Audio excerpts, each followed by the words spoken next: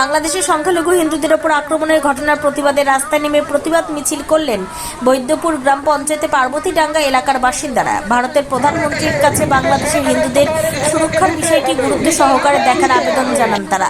দেখা যায় বুধবার বিকেলবেলা হবিপুর ব্লকের বৈদ্যপুর গ্রাম পঞ্চায়েতের পার্বতীডাঙ্গা বাজার থেকে প্রতিবাদ মিছিল বের করেন, যা গোটা পার্বতীডাঙ্গা এলাকা পরিক্রমা করে কালীতলা মন্দিরে শেষ হয়।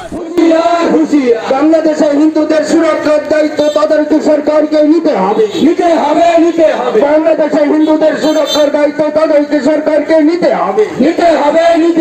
কোটা আন্দোলনের নামে হিন্দু অত্যাচার মানছি না, মানব না। পার্বতীডাঙ্গার হিন্দু জনগোষ্ঠী লোক আজকে কোঠা আন্দোলনের নামে বাংলাদেশে সংখ্যালঘু হিন্দুদের উপরে যে অত্যাচার এবং নারী মা বোনেদের সম্মানহানি এবং হিন্দু মন্দির ভাঙচুর হচ্ছে, এর বিরুদ্ধে এর প্রতিবাদে আমরা হিন্দু সমাজের মানুষ আমরা প্রতিবাদ মিছিলে সামিল হয়েছি।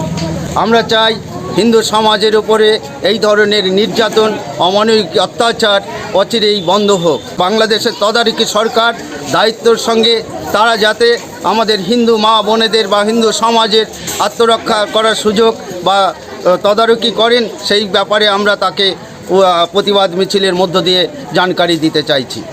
তাই চাইব আমাদের ভারতবর্ষের যত হিন্দু মা বোনেরা রয়েছেন, হিন্দু জাতিগোষ্ঠী রয়েছেন, প্রত্যেকে প্রতিবাদ করে বাংলাদেশের এই নির্মম অত্যাচার যেন অচিরেই বন্ধ হয় এবং আমাদের ভারতবর্ষের মানুষ যাতে বাংলাদেশ সরকারকে বুঝিয়ে দিতে পারে যে আমরাও পাশে হিন্দু সমাজের মানুষ রয়েছি। এই ধরনের ঘটনা ভারতবর্ষে মানুষরা মেনে নেবে না, কোনোভাবেই মেনে নেবে না।